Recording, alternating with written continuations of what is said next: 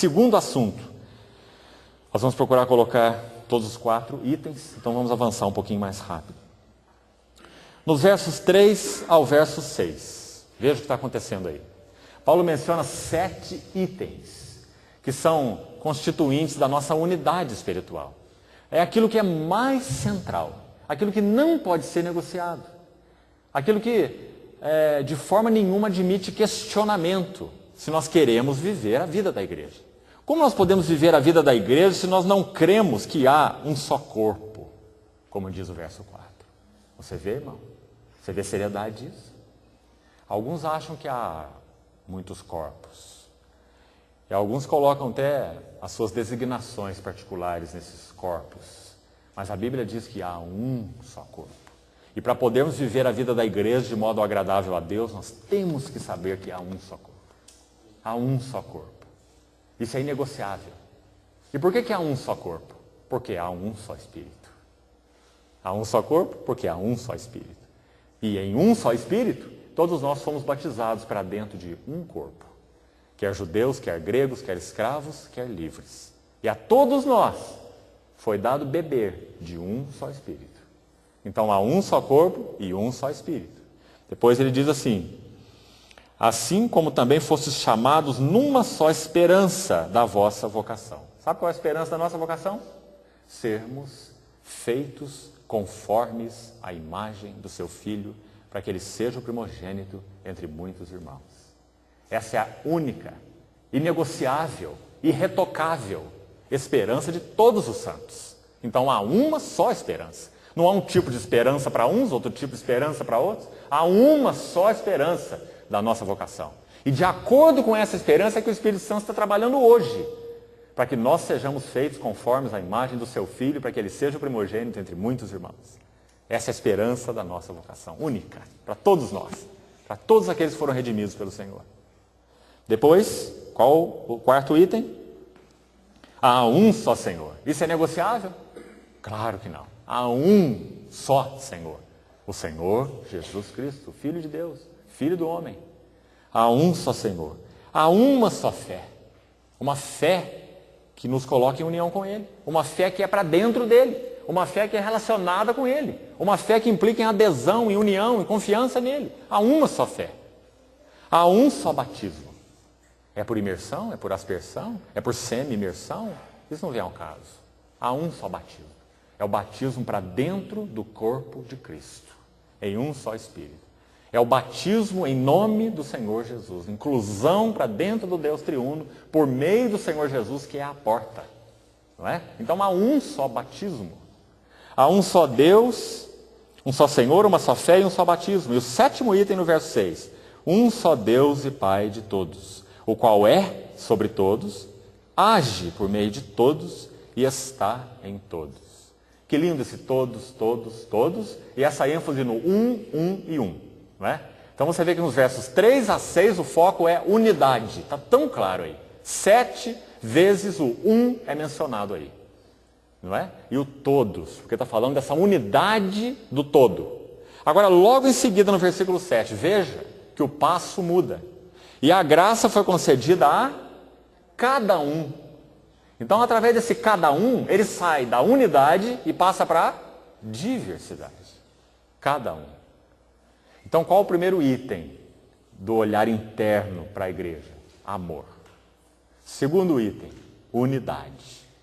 Terceiro item, diversidade. Como é importante também esse terceiro aspecto, irmãos. Ele vai descrevê-lo até onde? Até exatamente o verso 12. É uma outra seção, 7 a 12. O foco é diversidade. Olha como é precioso esse foco. No versículo 8 ele diz: quando ele subiu às alturas, levou cativo o cativeiro e concedeu dons aos homens. Interessante esse versículo. Porque se você olhar de onde ele foi retirado, você vai ver que ele foi retirado do Salmo 68, versículo 18. Salmo 68, 18. Mas se você for lá, porque o que Paulo está fazendo pelo Espírito? Importando, trazendo um verso lá do Velho Testamento para aplicar aqui nesse contexto da diversidade.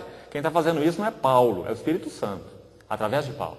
Então nós podemos dizer que o Salmo 68, 18 é interpretado assim, pelo Espírito Santo.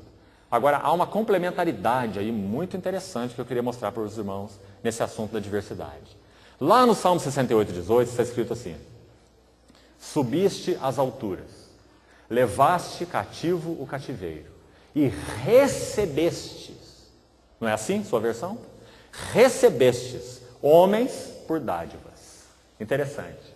Significa que na redenção do nosso Senhor, quando ele desceu até o Hades, ele comprou aqueles que eram seus, ele levou o cativo o cativeiro, ele recebeu homens por dádivas, até mesmo rebeldes. É o que está escrito no Salmo 68. Paulo, quando vai aplicar esse texto em Efésios, ele usa diferente. Ele não diz recebestes homens por dádivas, mas ele diz o quê? Concedestes dons aos homens. Muito interessante e complementar. Isso mostra a maravilha da graça de Deus na diversidade. E quando ele vai dizer concedeu dons aos homens, eu já vou voltar aqui no assunto, que eu estava explicando para você entender melhor, mas preciso avançar um pouquinho mais para ficar mais claro. Quando ele vai dizer que dons são esses que ele concedeu aos homens, ele menciona no próximo versículo. Que dons são esses que o Senhor concedeu aos homens? Apóstolos, profetas, evangelistas, pastores e mestres. Vamos chamar isso de ministérios fundamentais. O Senhor concedeu esses ministérios chamados de fundamentais por quê? Porque são mais importantes? Porque eles estão numa categoria acima? Porque eles são uma hierarquia especial na vida da igreja? É isso? Não. Ministérios fundamentais, porque o encargo deles é lançar o quê? Fundamento. Fundamento. Colocar fundamento. Então ele está dizendo, ele concedeu à igreja essas dádivas para colocar fundamentos, não é? De Cristo mesmo. Então, o que nós vemos agora, indo para trás um pouquinho, com relação àquela aplicação do Salmo 68 e Efésios? Significa que pela graça, esse nosso Senhor que foi ao Hades, que comprou homens rebeldes, como diz o Salmo 68, ele os santificou, forma Cristo neles, a mente de Cristo, e concede-os à igreja como homens dons, homens dádivas, até mesmo rebeldes, mas que foram então comprados, como esse cativeiro, santificados e dados à igreja como dons. Para quê? Para que eles sejam colocados lá no palco, para todo mundo ficar olhando para eles. Não. Versículo 12 vai explicar para quê. Com vistas ao aperfeiçoamento dos santos. Que linda a igreja, não é, irmão? A igreja não tem classe especial. A igreja não tem hierarquia. A igreja não tem lugar de destaque. Com vistas ao aperfeiçoamento dos santos. O andaime.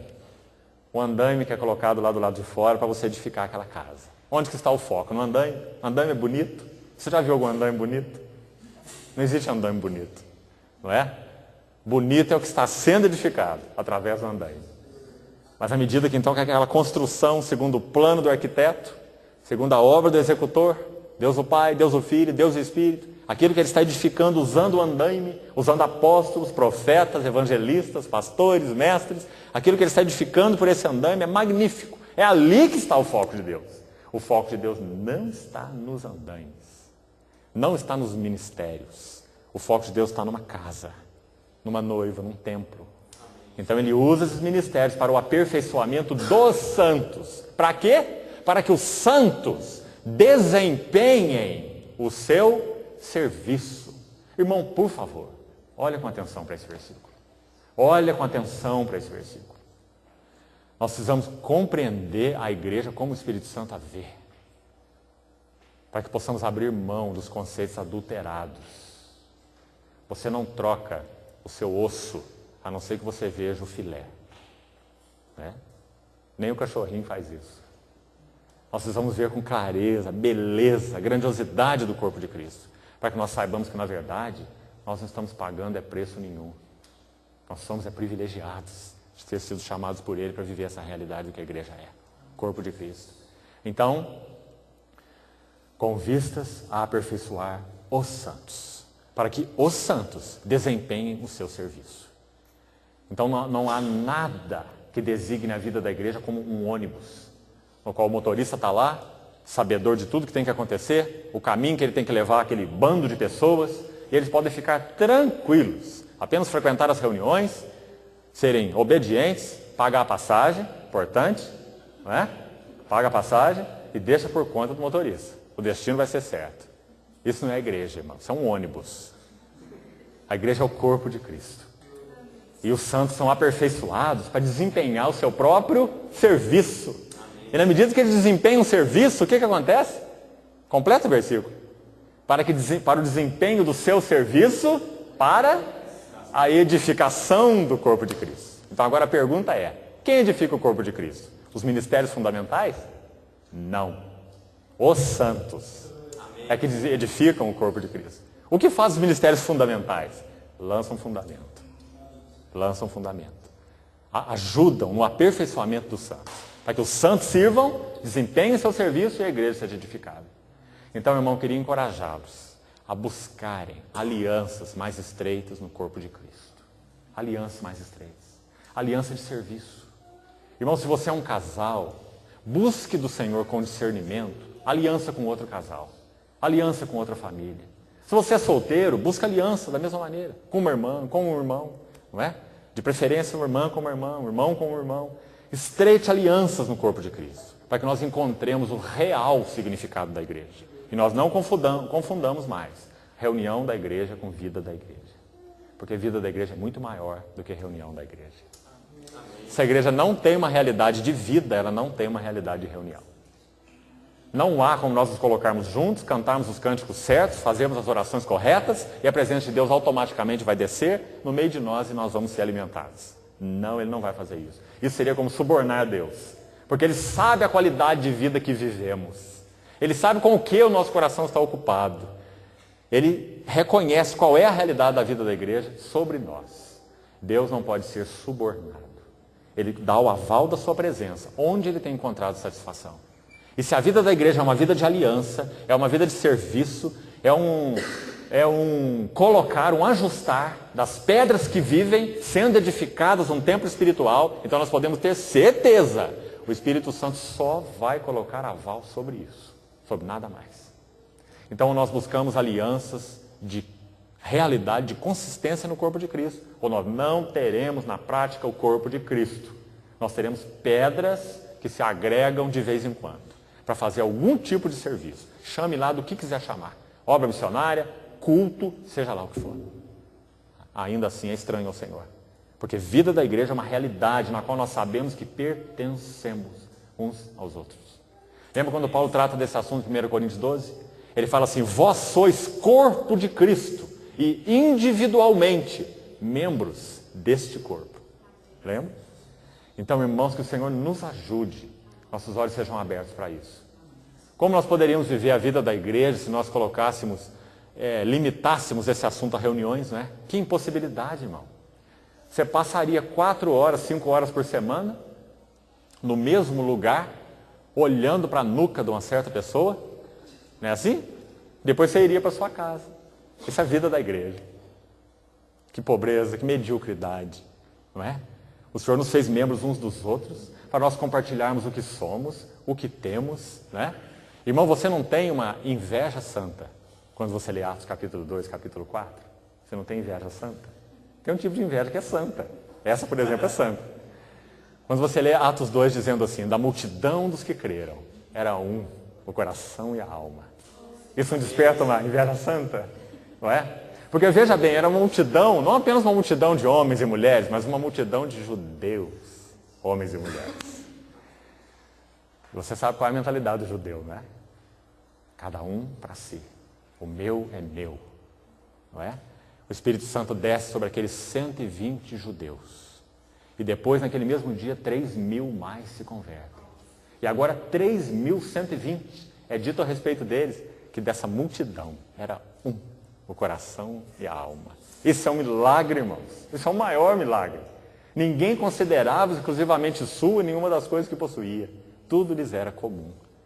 Alguns irmãos, de alguma maneira, estavam passando aflições materiais. E aqueles que tinham uma condição material melhor, como José, o filho da consolação, o Barnabé, possuía um campo, vendeu o que possuía e depositou aos pés dos apóstolos, para que distribuíssem à medida em que cada um tinha necessidade. Essa é a vida da igreja.